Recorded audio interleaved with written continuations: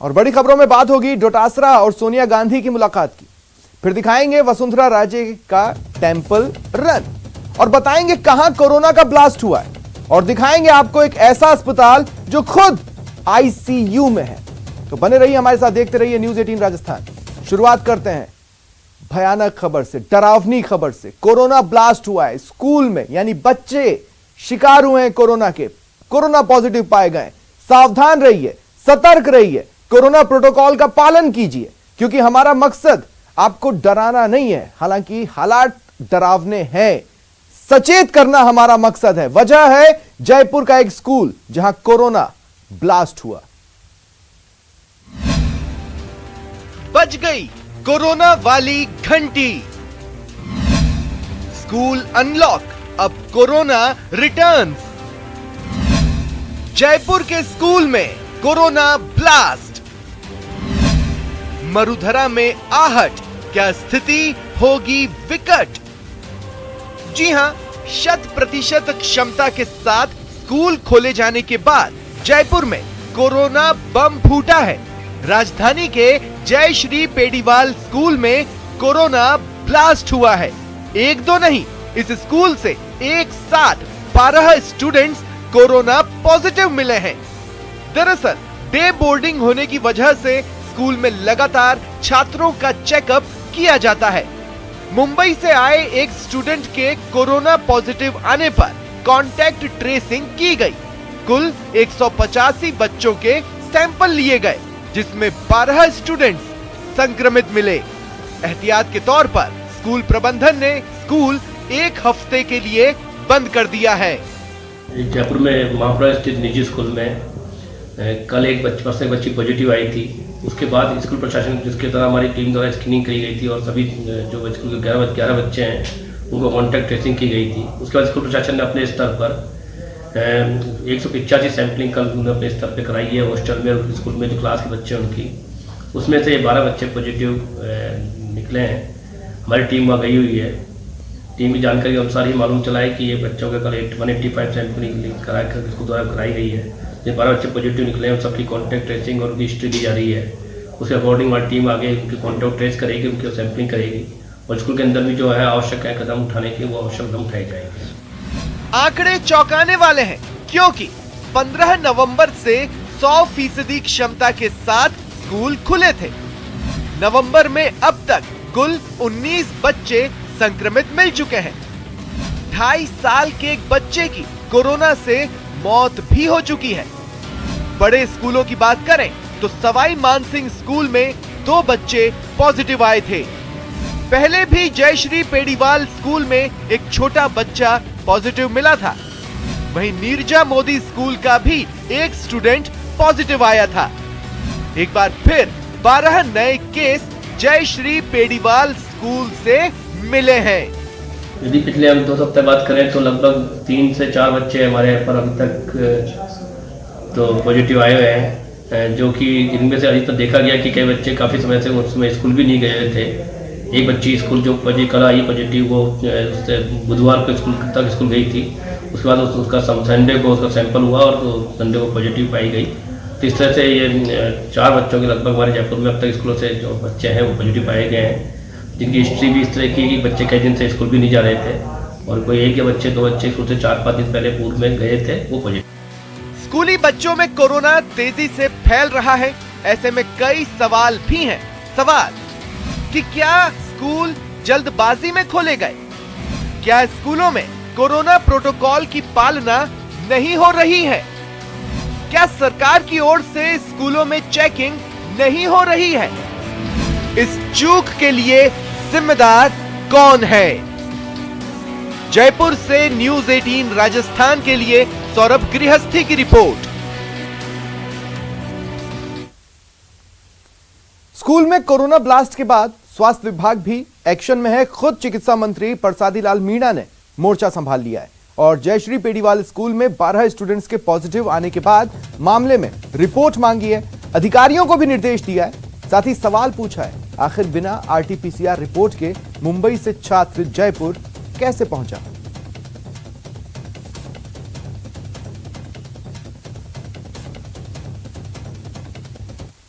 उद्योग के बाद चिकित्सा विभाग जैसा महत्वपूर्ण जिम्मा संभालने जा रहे मंत्री प्रसाद जी लाल मीणा हमारे साथ, उनसे बात करते हैं।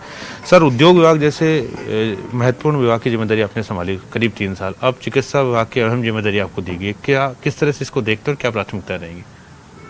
जो भी मुख्यमंत्री जी ने जिम्मेदारी दी है जी उसको बखूबी निभाएंगे, पहले भी निभाया है, और जो उनका विजन है निरोगी राजस्थान, उसको निश्चित रूप से हम सफल बनाने में विभाग की ओर से कोई कोर कसर नहीं छोड़ेंगे।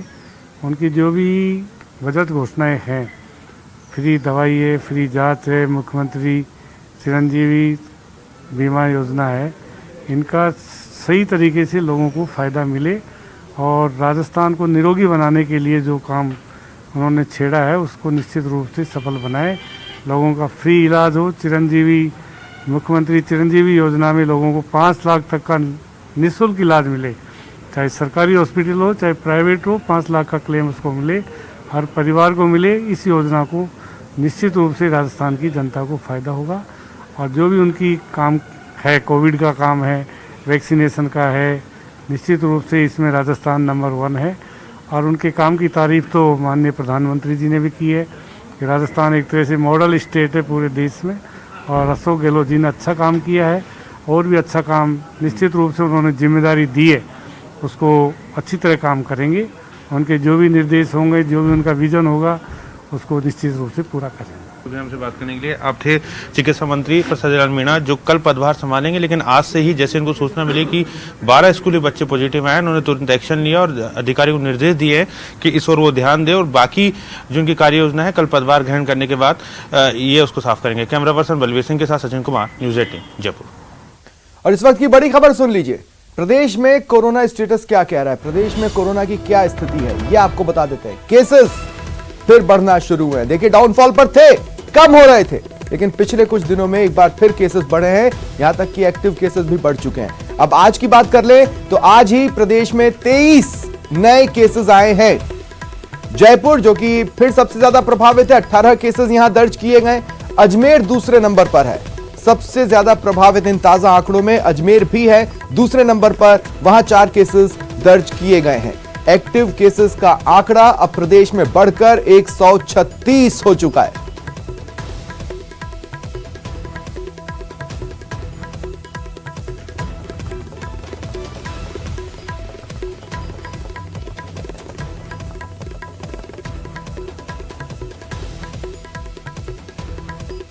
और इस वक्त मेरे साथ जयश्री पेडीवाल जी, जो कि स्कूल निदेशक हैं। आज जिस स्कूल में 12 बच्चों की रिपोर्ट पॉजिटिव आई है, उस स्कूल के जयश्री जी, आपसे मैं पूछना चाहता हूं कि क्या पता चल पाया है आपको, ये बच्चे कैसे कोरोना संक्रमित हुए, कहां किसके संपर्क में आए थे? यहाँ इस स्कूल में हॉस्टल भी है और डे स्कॉलर्स भी हैं। तो एक बच्चा डे स्कॉलर 11वीं कक्षा का पॉजिटिव आया। तो एज अ प्रिकॉशनरी मेजर जितने भी बच्चे हॉस्टल में थे, 180 किड्स, सबको एज अ प्रिकॉशनरी हमने कोविड टेस्ट कराया। ये स्क्रीनिंग हम करते रहते हैं so that the hostel children remain safe. तो जब ये करवाया तो उसकी रिपोर्ट शाम को, रात को 8 सुबह तक कंप्लीट हुई, तब ये बच्चे पाए गए पॉजिटिव। ये हुआ। ये सारे जो स्टूडेंट्स हैं वो हॉस्टल वाले हैं? हाँ जी, ये सारे हॉस्टल वाले हैं। तो ये आपस में ही किसी के संपर्क में आए, ऐसा तो नहीं है कि बाहर घूम फिर रहे होंगे और वहां से संक्रमित होकर आए? नहीं, मैंने कहा ना, पहला बच्चा जो स्कूल में संक्रमित पाया वो एक डे स्कॉलर बच्चा था जयपुर का। उसके नेचुरली वो उसी क्लास के बच्चे थे, ये 11वीं के 11वीं कक्षा के, इनसे क्लास में बैठे होंगे। जब उसका पता चला कि वो संक्रमित है, वो लड़की, तो हमने स्कूल की तरफ से सारे बच्चों का टेस्ट करवाया। तो फिर ये जो खबरें चल रही हैं कि मुंबई से आया है कि स्टूडेंट, मुंबई से एक आया स्टूडेंट, ये क्या है? बिल्कुल सही कह रहे हैं, ये हॉस्टल के बच्चे हैं ना, तो दिल्ली के, बम्बई के हैं ज्यादातर। आपको अब भी लगता है स्कूल सेफ है इस पीरियड में? देखिए, सब कुछ ही चालू है ना, तो एक स्कूल के लिए ही क्या कहें। जैसे जैसे अगर कोई केस मिलता है तो स्कूल को सतर्कता बरतनी पड़ेगी, ध्यान रखना पड़ेगा, बच्चों की सुरक्षा अहम है। तो क्या सीख ली है इस घटना से आपके स्कूल ने? कि कांस्टेंट मॉनिटरिंग रहे और 10 दिन के लिए ऑनलाइन स्कूल कर दिया है। जब तक स्कूल में कोई भी केस नहीं आएगा तभी हम स्कूल खोलेंगे, फिजिकली नहीं तो नहीं खोलेंगे, स्कूल ऑनलाइन रहेगा। ये जो रैंडम सैंपलिंग, वैसे तो अब थ्रू आउट इंडिया ये फिनोमिना चल रहा है, रैंडम सैंपलिंग के नाम पे मजाक ही हो रहा है, लेकिन क्या इस घटना से आपने ये सीखा है कि अब रैंडम सैंपलिंग हम स्कूल के स्तर पर ही ज्यादा करवा लें? नहीं, ये रैंडम सैंपलिंग नहीं है। यहाँ पर एक केस मिला और हॉस्टल के बच्चे के माँ बाप तो हम ही। ठीक है, शुक्रिया मैम हमारे साथ जुड़ने के लिए, तमाम बातचीत के लिए। एक बड़ी खबर सुन लीजिए, तबादले हुए हैं। देखिए 17, माफ कीजिएगा, तबादले नहीं हुए, बड़ी खबर आपको बता रहे हैं। 17 RAS IAS बने। देखिए प्रमोशन, DOPT ने इस संबंध में नोटिफिकेशन जारी कर दिया है। 2020 की चयन सूची जारी हुई है। नरेंद्र गुप्ता, प्रेम सुख बिश्नोई, अनिल कुमार अग्रवाल, टीकम चंद बोहरा, हरजीलाल अटल, महावीर प्रसाद मीणा, राम अवतार मीणा, रामदयाल मीणा, खजान सिंह, ML चौहान, डॉक्टर रश्मि शर्मा, लक्ष्मी नारायण, मंत्री इकबाल खान, कल्पना अग्रवाल, डॉक्टर मनीषा अरोड़ा, सुनील शर्मा, पुष्पा सत्यानी IAS बने हैं।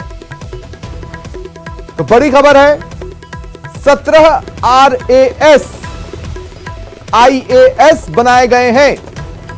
नोटिफिकेशन जारी हो चुका है। DOPT ने नोटिफिकेशन जारी कर दिया है। 2020 की चयन सूची जारी हुई है और नाम लगातार आप अपनी टीवी स्क्रीन पर पढ़ ही रहे। बड़ी खबर आपको बता रहे हैं, DOPT का नोटिफिकेशन जारी हो चुका है। 17 RAS IAS बनाए गए। –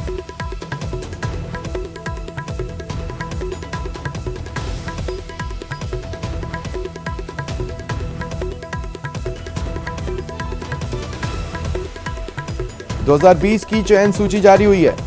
17 RAS IAS बनाए गए। नोटिफिकेशन DOPT ने जारी कर दिया है। इस वक्त की बड़ी खबर, प्रशासनिक अमले से जुड़ी बड़ी खबर।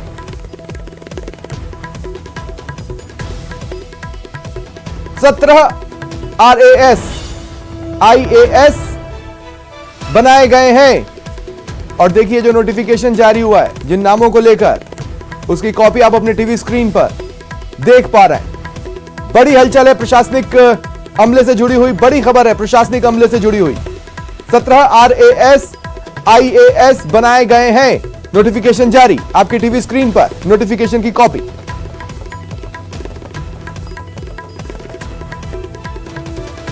और ज्यादा जानकारी के लिए बात करते हैं सहयोगी लवली वधवा से। लवली, क्या जानकारी है? देखिए स्वप्निल, मंत्रिमंडल के विस्तार के साथ साथ में ही सरकार के पास ये फाइल अनुमोदन के लिए गई थी और अनुमोदन के बाद में सरकार ने साल 2020 में जिन RAS अफसरों को IAS बनाना था उनके नामों पर मोहर लगा दी है। जो फाइल पत्रावली गई थी वो करीब 22 से ज्यादा अफसरों की थी। कुछ अफसरों के लिफाफे बंद रखे गए, लेकिन 17 अफसरों को RAS से IAS के प्रमोशन का जो तोहफा है सरकार ने मंत्रिमंडल विस्तार के ठीक बाद ही दे दिया है। अब इन तमाम IAS अफसरों को सरकार जो है ब्यूरोक्रेसी में नए स्थानों पर उपयोग कर सकेगी। ये तमाम RAS अफसरों की जो सूची थी साल 2020 की चयन सूची थी, जिसे आज DOPT ने जारी किया है।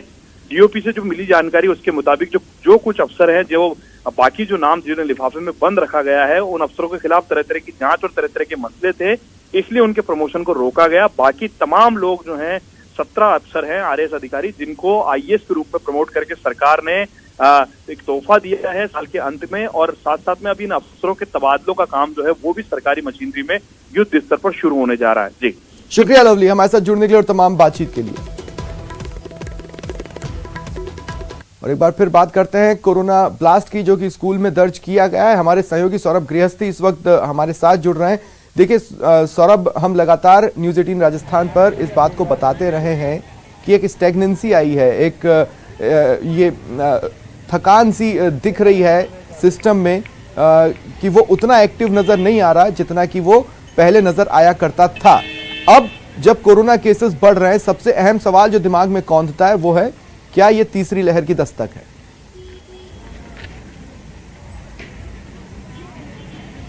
देखिए, जिस प्रकार से विशेषज्ञों ने बताया था कि तीसरी लहर में बच्चे प्रभावित हो सकते हो, तो ये जिस प्रकार से मामले 4 स्कूलों के आए हैं सामने, उसके बाद ये साफ तौर पर आशंका इसको बल मिलता है कि बच्चे जो है वो प्रभावित हो रहे हैं। सबसे पहले एसएमएस स्कूल के 2 बच्चे जो हैं वो कोरोना पॉजिटिव पाए गए थे, जिसके बाद एक बच्चा जो जीपीआईएस स्कूल का था वो पॉजिटिव पाया गया था, और उसके बाद निर्जा मोदी स्कूल का जो एक बच्ची थी वो कोरोना पॉजिटिव आई थी। और अब तो जिस प्रकार से ये मामला आया है जयश्री पेडीवाल का, ये साफ तौर पर इशारा कर रहा है कि कहीं कोई चूक तो नहीं की जा रही, क्योंकि जिस प्रकार से दिवाली जो निकली है और दिवाली पर पिछले 1-1.5 साल से त्योहार का मौसम जो है वो पूरी तरह से देखने को नहीं मिला था, लेकिन दिवाली पर बड़ी संख्या में लोग घरों से बाहर निकले और मास्क और सोशल डिस्टेंसिंग को पूरी तरह से भूल गए। और यही कारण एक ऐसा नजर आ रहा है कि कहीं ये तीसरी दस्तक जो है वो इस रूप में तो सामने नहीं आ रही, क्योंकि जिस प्रकार के मामले अब चारों तरफ देखने को मिल रहे हैं, स्वप्निल, ये वो लोग हैं जिन्होंने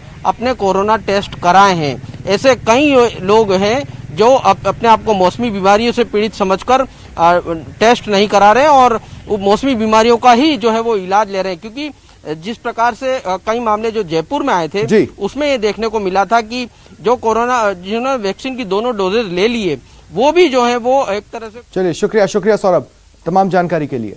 और एक ब्रेकिंग न्यूज सुन लीजिए, कल मंत्रिपरिषद की बैठक होनी है, शाम 4 बजे मंत्रिपरिषद की बैठक होगी। देखिए, पहले बहुप्रतीक्षित मंत्रिमंडल पुनर्गठन हुआ, फिर प्रतीक्षा हुई बंटवारे की विभागों के, और जब वो प्रतीक्षा खत्म हुई तो उसके बाद तुरंत बाद एक्शन मंत्रिमंडल का नजर आ रहा है। कल मंत्रिपरिषद की बैठक होगी। इस पूरे पुनर्गठन के बाद, विभाग बंटवारे के बाद ये पहली बैठक, सीएम गहलोत भी इस बैठक में मौजूद रहेंगे, अध्यक्षता करेंगे। बड़ी खबर है, आपके टीवी स्क्रीन पर आसानी से समझा जा सकता है कि 2023 को लेकर जो बातें कांग्रेस कर रही है उसे लेकर काफी गंभीर है, और इसलिए तुरंत एक्शन मोड भी नजर आ रहा है। और वक्त एक ब्रेक का है, ब्रेक के बाद बात करेंगे डोटासरा के दिल्ली दौरे की।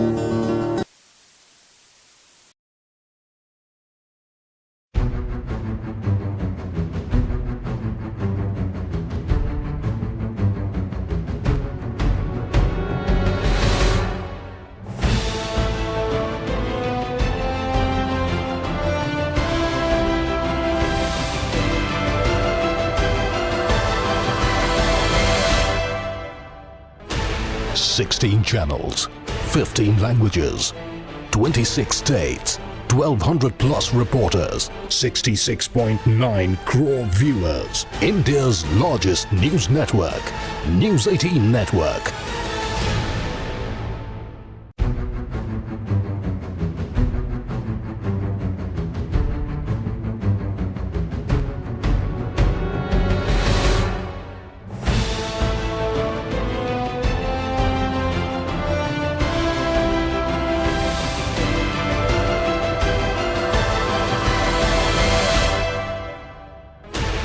Sixteen channels, 15 languages, 26 states, 1,200 plus reporters, 66.9 crore viewers. India's largest news network, News 18 Network.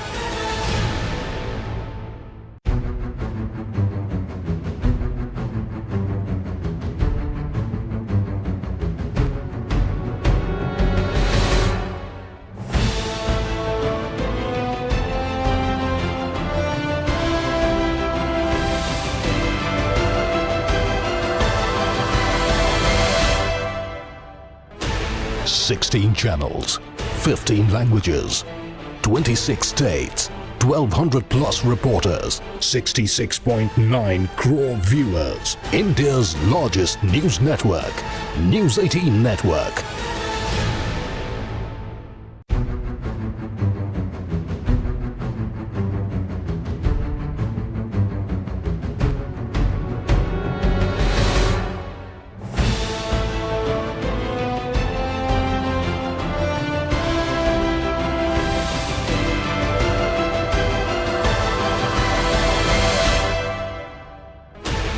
Sixteen channels, 15 languages, 26 states, 1,200 plus reporters, 66.9 crore viewers. India's largest news network, News 18 Network.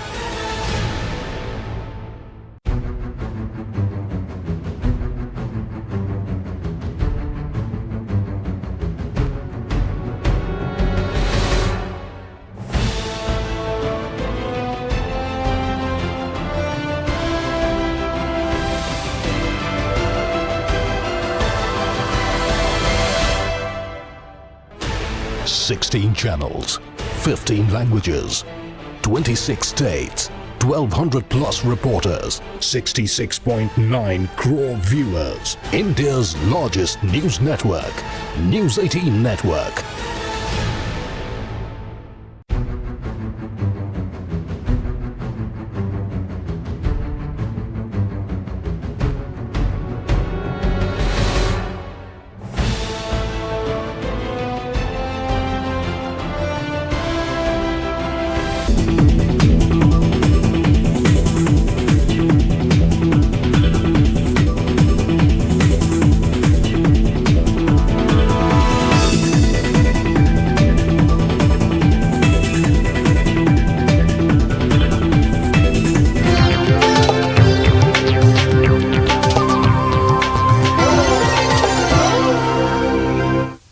Break के बाद स्वागत है आप सभी का।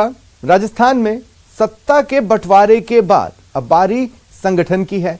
इसी सिलसिले में पीसीसी चीफ गोविंद सिंह डोटासरा ने दिल्ली में कांग्रेस अध्यक्ष सोनिया गांधी से मुलाकात की और सत्ता संगठन के बेहतर इस्तेमाल से 2023 की जंग को जीतने का ऐलान किया।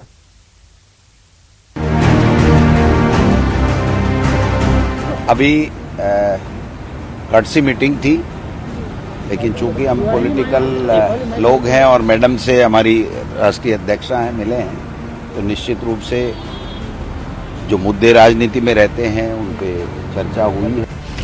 डोटासरा का जीत संकल्प 2023 में पुणे राजस्थान में कांग्रेस की सरकार बने और 2024 में यूपीए की सरकार देश में बने और मोदी जी की सरकार का खात्मा हो। इन सब संकल्पों के साथ में हम लोग आगे बढ़ेंगे।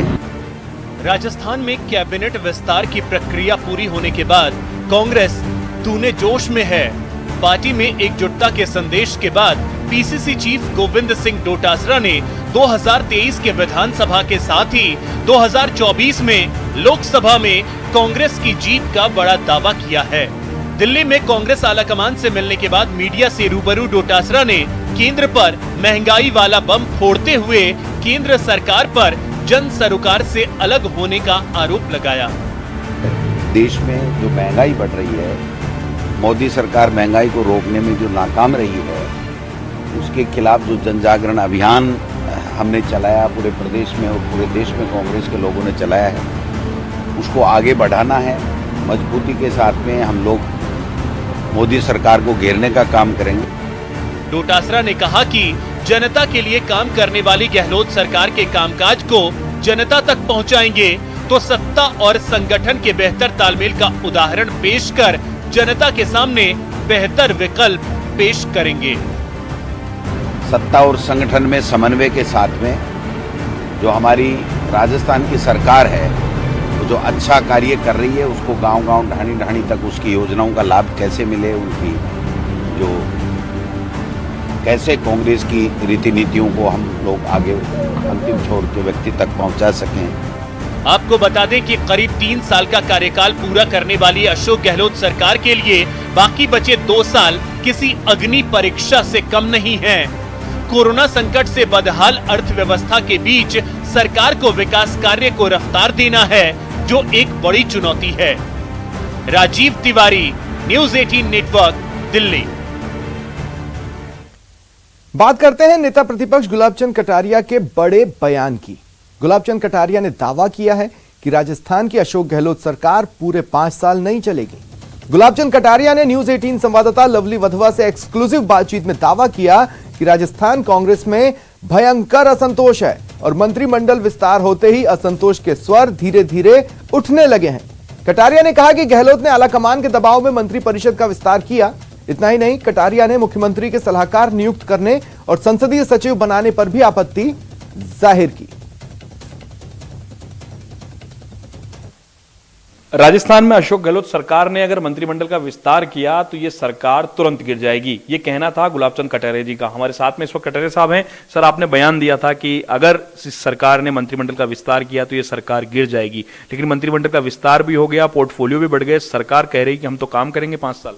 निश्चित रूप से मैंने कहा है, उस पर मैं आज भी काबिल हूँ। कारण क्या कि जो अशोक गहलोत निकम्मा, नाजोगा, अंग्रेजी बोलने वाला कह करके और उनके मंत्रियों के बारे में जिस प्रकार के उसको सर झुका करके उन सबको मंत्रिमंडल में स्थान दे करके अपने हाईकमान के आदेश की पालना करनी पड़ी, इसका मतलब मन में कितने दुख का अनुभव होगा कि उस दुख को सहन करने के लिए 6 उनको सलाहकार नियुक्त करने पड़े ताकि वो कम से कम इस दुख के समय में उनकी हिम्मत को बढ़ाते रहे।